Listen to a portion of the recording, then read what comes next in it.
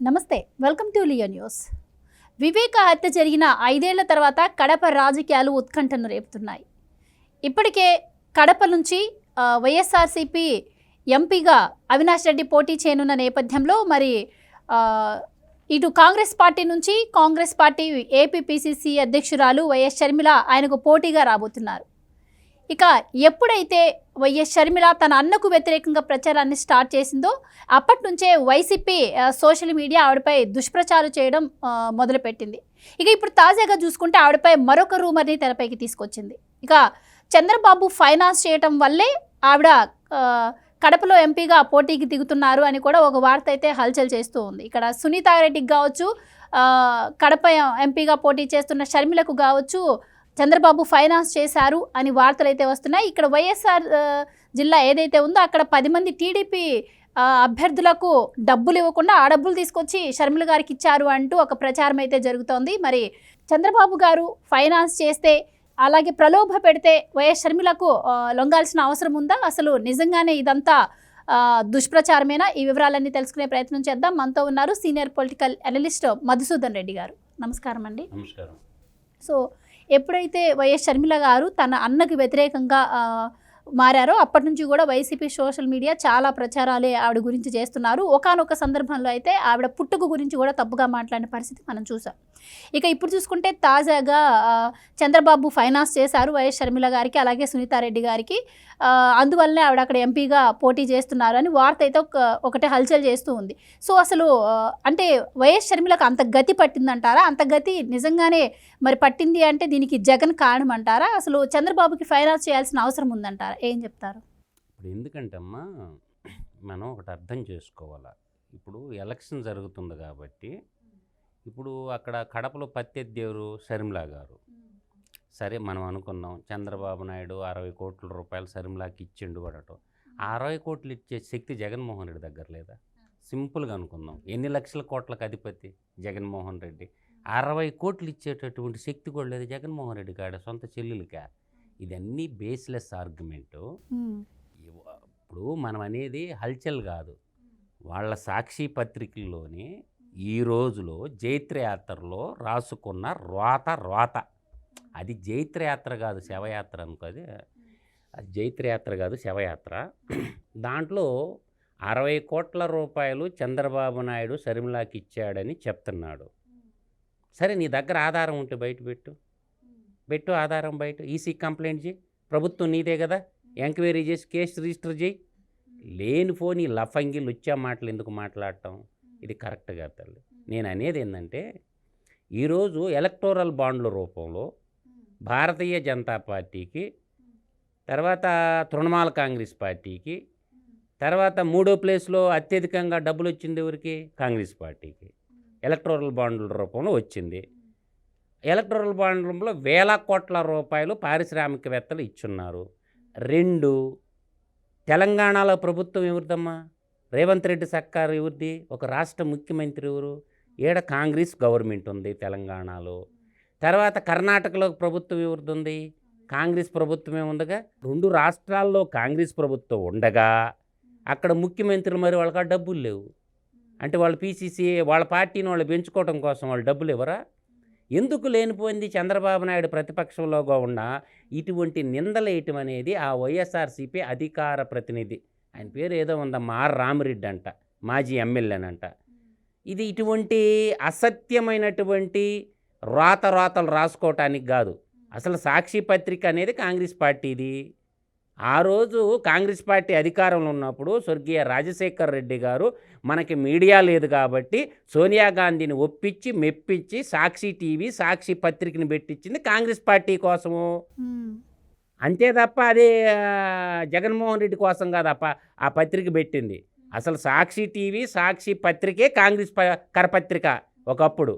ఈరోజు జగన్మోహన్ రెడ్డికే భజన పాడుకుంటారు కానీ లేస్తే చంద్రబాబు నాయుడు మీద ఎందుకు పాడుతున్నారు? కర్ణాటకలో కాంగ్రెస్ ప్రభుత్వం ఉంది, 2 రాష్ట్రాల్లో తెలంగాణలో కాంగ్రెస్ ప్రభుత్వం ఉంది. రేవంత్ రెడ్డి ఏం చెప్పాడు? పబ్లిక్గా చెప్పాడు, ఆంధ్రాలో గడ్డ మీద అడుగుపెట్టి ఏమి చెప్పాడు? నీకు ఏ సహాయ సహకారాలు కావాలన్నా నీ అన్న వదిలేసినా నేనుండాను, అర్ధరాత్రి అయినా నీకు అండగా నేను నిలబడతానని చెప్పి షర్మిలాకి అభయహస్తం ఇచ్చినటువంటి వాడు రేవంత్ రెడ్డి. రేవంత్ రెడ్డి మీద బడి రాయిరాబాయ్ ఆర్టికల్ చూద్దాం. నువ్వు చంద్రబాబు నాయుడు మీద ఎందుకు మొత్తుకుంటాడువా? ఒక ఆర్టికల్ రాసి చూడరాదా? హైదరాబాద్లో నీ సాక్షి బిల్డింగ్ ఉంటుందో, నీ సాక్షి టీవీ ఉంటుందో, నీ సాక్షి జర్నలిస్టులు అందరూ తిరిగి బట్ట కడతారేమో హైదరాబాద్లో చూస్తా. ఒక ఆర్టికల్ రాయిరా రేవంత్ రెడ్డి మీద, ఏమొద్దు నువ్వు. నీకంత దమ్ముంటే ఒక ఆర్టికల్ రాయి నీ సాక్షి పేపర్లో రేవంత్ రెడ్డికి వ్యతిరేకంగా. నీ సాక్షి బిల్డింగు, నీ సాక్షి టవరు మొత్తం కుప్పగోలుస్తాడో లేదు రేవంత్ రెడ్డి. రేవంత్ రెడ్డి ఏమో కన్వర్షన్ రెడ్డి, కరప్షన్ రెడ్డి కాదు. వీళ్ళు ఏమన్నారు ఎలక్షన్కి ముందు? కేటీఆర్ని పైకెత్తిండు. రేవంత్ రెడ్డి నీ రేట్ ఎంత రెడ్డి అన్నారు. రేవంత్ రెడ్డి రేట్ ఎంత రెడ్డి కాదురా, రేవంత్ రెడ్డి కన్వర్షన్ కరప్షన్ రెడ్డి కాదు. రేవంత్ రెడ్డి నల్లమల్ల అడవుల్లో పుట్టినటువంటి పాలమూరి పులిబిడ్డ. తొక్కుకుంటా పైకొచ్చి సీఎం కుర్చీలో కూర్చున్నాడు. నికాలసైన మోటాట్ రెడ్డి. అసలు కన్వర్షన్ కరప్షన్ రెడ్డిలతో రేవంత్ రెడ్డి ఇటున్నాడు, అక్కడ డీకే శివకుమార్, సిద్ధరామయ్య ఇద్దరున్నారు. డబ్బులకు లోటేందమ్మా షర్మిల గారికి? వాళ్ళు కాంగ్రెస్ కార్యకర్తలు చందాలు వేసుకోరా ఏమే? అది బేస్లెస్ ఆర్గ్యుమెంట్ అమ్మా. ఇంకో విషయం ఏంటి అంటే, ఈ షర్మిల, సునీతారెడ్డి గారు ఎప్పుడైతే ప్రచారం మొదలు పెట్టారో అక్కడ కడపలో పూర్తి వ్యతిరేకత వస్తున్న నేపథ్యంలో మొన్నటి వరకు జగన్ మేనత్ అయినటువంటి విమలారెడ్డిని రంగంలోకి దింపారు. సో అది కూడా వర్కౌట్ కాకపోవడం వల్ల ఇప్పుడు కొత్త ప్రచారానికి తెరదీశారనుకోవచ్చా? అంటే ఇప్పుడు ఏదైతే ఉందో వైఎస్ఆర్సీపీపై బురద జల్లేందుకే షర్మిలను అలాగే సునీతారెడ్డిని చంద్రబాబు పావులుగా వాడుకుంటున్నారు.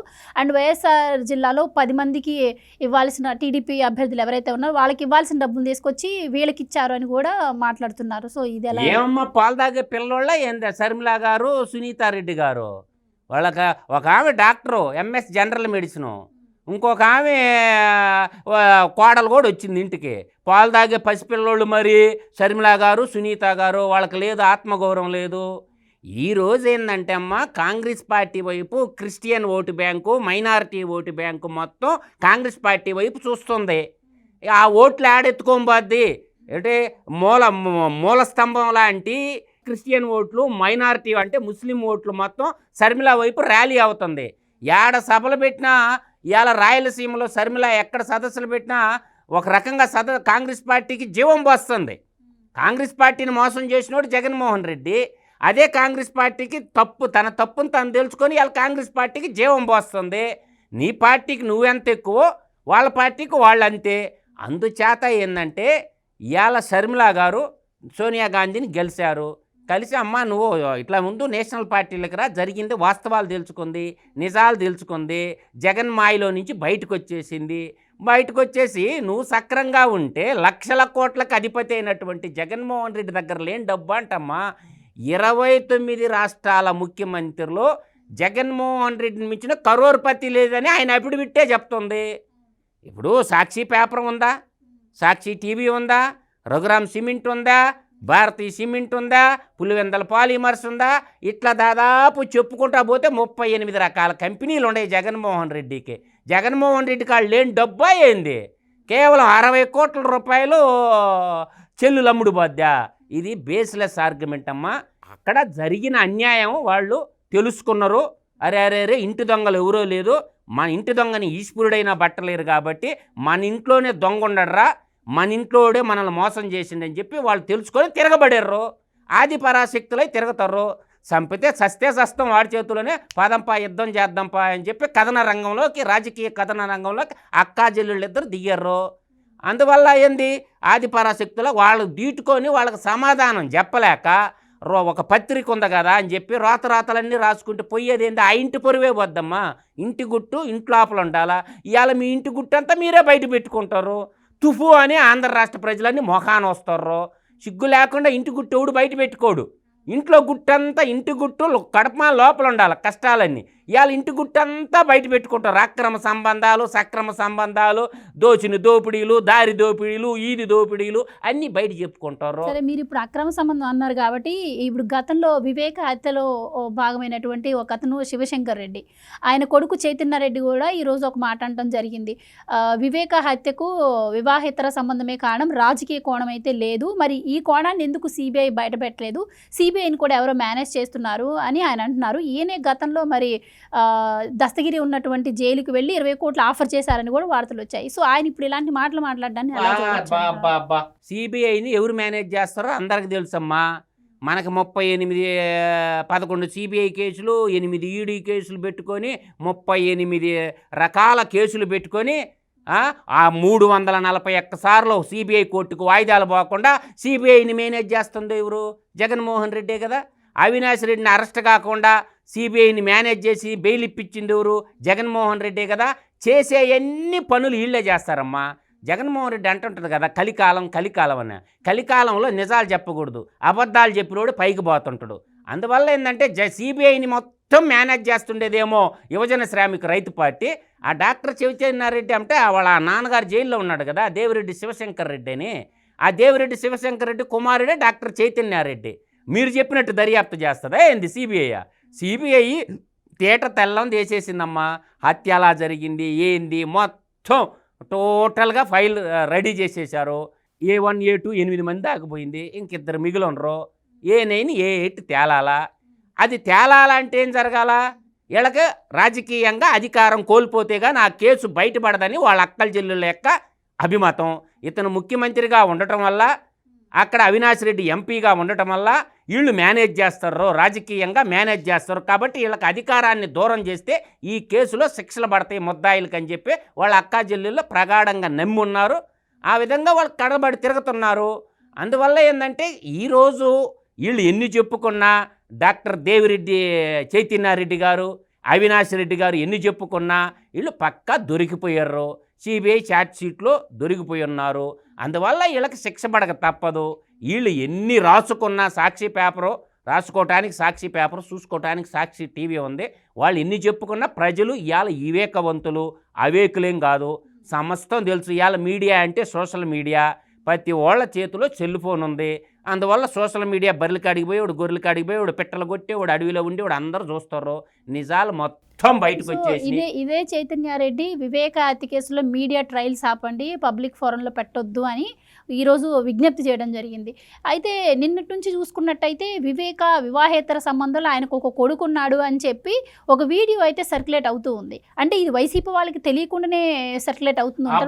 వాళ్ళైతే అందరి జీవితాలతో తొంగి చూడొచ్చా? వాళ్ళ సాక్షి పత్రికలో ఆంధ్రప్రదేశ్లో ఉన్న ప్రతిపక్ష పార్టీలు వాళ్ళకి వ్యతిరేకంగా ఉన్న వాళ్ళందరి మీద రోతరాతలు రాయొచ్చా?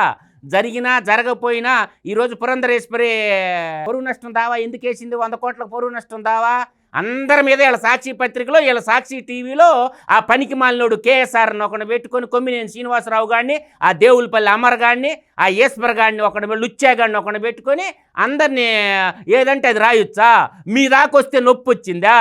అందువల్ల మీడియా ట్రయల్ గురించి వీళ్ళే చెప్పాలా? చెప్పక మీరు రోజు అందరి జీవితాల్లో, రాష్ట్రంలో ఉన్న అందరి జీవితాల్లో తొంగి చూడటం, అందరి జీవితాలు కూడా మీ రోత పత్రికలో రాయటం.